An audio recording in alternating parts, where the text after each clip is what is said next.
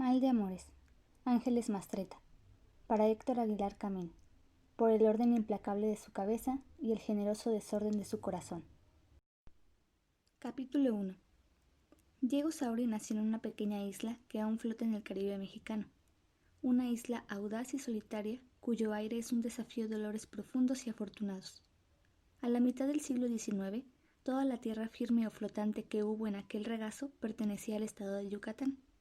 Las islas habían sido abandonadas por temor a los continuos ataques de los piratas que navegaban la paz de aquel mar y sus 20 azules.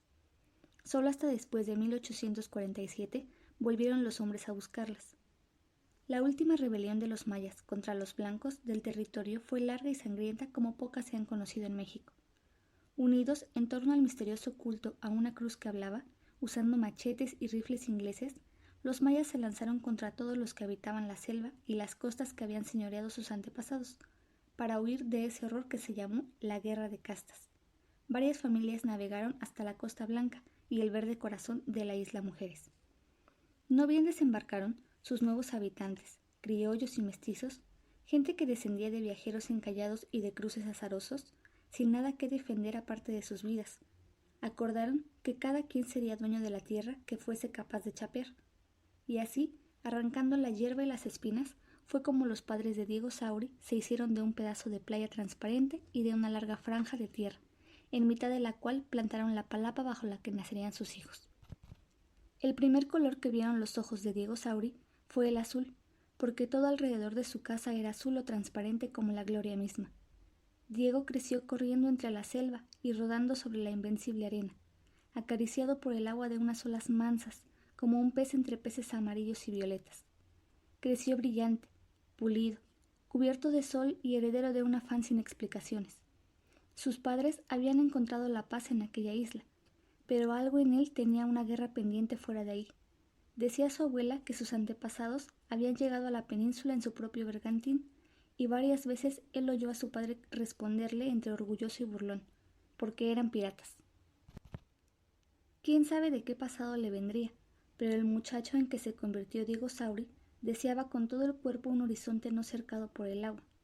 Se le había vuelto ya una pasión la habilidad curandera que su padre le descubrió cuando aún era niño, viéndolo revivir a escondidas los peces que habían traído medio vivos para la cena. A los 13 años había ayudado en el trasiego del parto más difícil de su madre, y desde entonces mostró una habilidad manual y una sangre fría tales que empezaron a llamarlo otras mujeres en situación de incertidumbre. No contaba con más ciencia que su instinto, pero tenía la destreza y el aplomo de un sacerdote maya, y lo mismo le pedía auxilio a la Virgen del Carmen que a la diosa Ixchel. A los 19 años sabía todo lo que en la isla podía saberse de hierbas y brebajes. Había leído hasta el último libro de los que pudieron caer por aquel rumbo, y era el más ardiente enemigo de un hombre que a cada rato irrumpía en la isla cargando un dineral con olor a sangre y pesadillas. Fermín Mundaca y Marechaga. Era traficante de armas. Se favorecía con la interminable guerra de castas y descansaba de sus negocios pescando y fanfarroneando entre los pacíficos moradores de la isla. Con eso hubiera bastado para que Diego lo considerara su enemigo, pero en su condición de joven curandero le sabía otra historia. Una noche alguien llevó hasta su puerta el rostro devastado de la mujer con quien se había visto llegar a Mundaca. Tenía golpes en todo el cuerpo y de su entraña no salía un sonido ni para quejarse. Diego la curó. La tuvo en casa con sus padres hasta que ella pudo volver a caminar sin miedo y mirarse la cara sin recordar. Entonces la puso en el primer velero que dejó la isla. Antes de subir a la pequeña embarcación, ella escribió sobre la diminuta y brillante arena la palabra Ashok, que en maya quiere decir tiburón. Así llamaban a Fermín Mundaca, el hombre que a los mayas les vendía las armas y al gobierno del país los barcos para transportar las tropas con que los combatía. Luego, aquella pálida y temerosa mujer abrió la boca por primera y última vez para decir gracias. Esa misma noche, 5 hombres sorprendieron a Diego Sauri en la mitad del recorrido que hacía por las casas de sus enfermos. Lo golpearon hasta dejarlo como un montón de trapos, lo ataron de pies y manos y le rompieron la boca con que alcanzó a insultarlos antes de cerrar los ojos que le guardarían para siempre la imagen de una luna inmensa, burlona y amarilla, como la risa de un dios. Cuando pudo volver a preguntarse qué le estaba pasando, sintió temblar el agua bajo la celda que lo encerraba. Iba en un barco, rumbo a quién sabe dónde, y en vez de que lo inundara el miedo, lo estremeció la curiosidad. Por mal que le fuera, iba camino al mundo. No supo nunca cuántos días pasó en aquel encierro. Una oscuridad y otras muchas le cruzaron por encima hasta que perdió el sentido del tiempo. La embarcación había atracado más de 5 veces cuando el hombre que le llevaba todos los días unos mendrugos le abrió la puerta. «So, here we are», le dijo un gigante rojo mirándolo con toda la piedad de que pudo ser capaz. Hir era un helado puerto en el norte de Europa.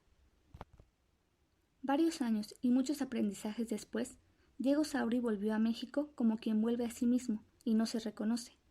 Sabía hablar 4 idiomas, había vivido en 10 países, trabajado como asistente de médicos, investigadores y farmacéuticos, caminado las calles y los museos hasta memorizar los recovecos de Roma y las plazas de Venecia. Era un cosmopolita y un excéntrico, pero ambicionaba como nadie que su última peripecia lo llevara de la mano a la misma sopa bajo el mismo techo por el tiempo que le restase de vida. Apenas tenía 27 años la tarde en que desembarcó al tibio ardor de un aire que reconoció como su alma. El puerto de Veracruz era pariente de sus islas y lo bendijo aunque su tierra fuera oscura y sus aguas turbias. Con no mirar al suelo, pensó, bastaría para sentirse de vuelta. Caminando deprisa se metió al puerto, que hacía un ruido desordenado y caliente. Fue hasta la plaza y entró en un hostal bullicioso. Olía a café recién tostado y a pan nuevo, a tabaco y perfume de anís. Al fondo de aquel escándalo tibio, entre la gente que hablaba muy rápido y los meseros que iban y venían como empujados por un viento continuo, estaban, sin más, los ojos de Josefa Beitia. Diego llevaba mucho tiempo de perseguir su destino como para no saber que lo estaba encontrando. Había caminado todos esos años, por todo ese mundo, para que la vida diera la vuelta y le devolviera su futuro en el mismo meridiano en que le arrebató el pasado. Así que se acercó sin titubear hasta la mesa de aquella mujer. Josefa Beitia había ido a Veracruz, desde Puebla, con su madre y su hermana Milagros, a esperar un barco procedente de España en el que debía llegar su tío, Miguel Beitia, un hermano menor de su padre, con quien éste había tenido la bien afortunada idea de encargar a su familia antes de traicionarla muriéndose cuando Josefa tenía 12 años, Milagros 17, y la madre de ambas esa edad ambigua y eterna en que se instalaban las mujeres cuando querían dejar de serlo. El tío Miguel Beitia vivía medio año en Barcelona y medio en Puebla. En cada uno de los 2 lugares dedicaba buena parte de su tiempo a hablar de los negocios y complicaciones que tenía en el otro. Su vida era pacífica y placentera como un domingo permanente. El lunes estaba siempre al otro lado del mar. Según supieron las Beitia esa tarde, en España se había proclamado la República 2 semanas antes, y las emociones liberales del tío lo habían obligado a quedarse hasta que la celebración deviniera tedio. «¿Quién sabe lo que va a pasar en España?», les dijo Diego Sauri una vez que estuvo sentado entre ellas como si fuera un viejo conocido.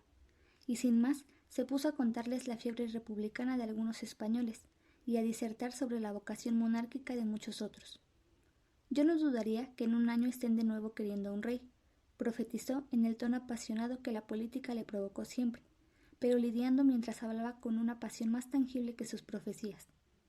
Durante el diciembre de 1874, los españoles proclamaron rey a Alfonso XII, y Diego Sauri se casó con Josefa Beitia en la iglesia de Santo Domingo, que aún dormita a 2 cuadras de la plaza principal en la muy noble ciudad de Puebla.